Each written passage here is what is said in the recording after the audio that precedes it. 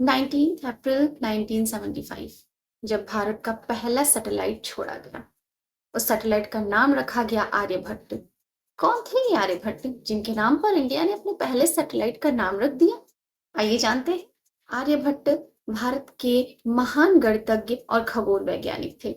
बचपन से ही आर्यभट्ट आकाश के तारों को निहारा करते थे। उन्हें लगता था कि आकाश में बहुत सारे रहस्य छुपे हुए हैं। धीरे धीरे उनमें इन रहस्यों को जानने की इच्छा बढ़ती गई।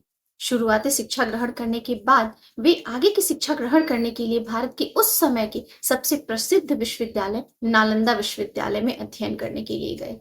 नालंदा विश्वविद्यालय जाकर वे खगोल विज्ञान की बहुत सारी जानकारियां इकट्ठा करने लगे, बहुत सारे प्रयोग करने लगे और उन्होंने इस तरह से बहुत गहन अध्ययन करके बहुत सारी जानकारियां उठाकर एक पुस्तक लिखी। पुस्तक का नाम रखा आर्यभट्टियम।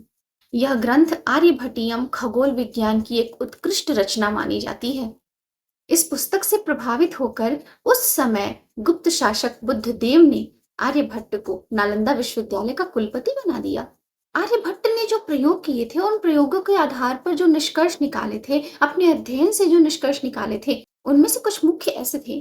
पहला ये कि पृथ्वी अपनी धुरी पर घूमती है, पृथ्वी गोल है और उसकी धुरी पे घूमने के कारण ही दिन और रात होते हैं।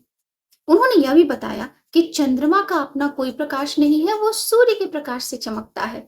उन्होंने यह भी बताया कि चंद्र ग्रहण और सूर्य ग्रहण जैसी घटनाएं खगोलीय घटनाएं हैं। इन्हें राहु और केतु द्वारा निगले जाने की बातें केवल अंधविश्वास हैं। आगे चलकर आर्यभट्ट ने एक और पुस्तक लिखी। पुस्तक का नाम था आर्यभट्ट सिद्धांत। उस पुस्तक का प्रयोग आज भी पंचांग बनाने में और आज भी शुभ मुहूर्त निकालने में किया जाता है। उस समय भी शुभ मुहूर्त निकालने के लिए या खगोलीय गणनाएं करने के लिए आर्यभट्ट सिद्धांत इस पुस्तक का प्रयोग किया जाता था।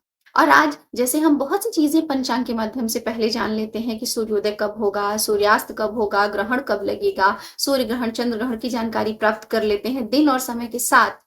इन सारी जानकारियों को बताने वाले पंचांग के निर्माण में भी आज भी आर्यभट्ट के सिद्धांतों का ही प्रयोग किया जाता है। इस तरह आर्यभट्ट भारत के महान गणितज्ञ और खगोल वैज्ञानिक थे और उनकी लिखी पुस्तकें आज भी हमारे लिए उपयोगी हैं।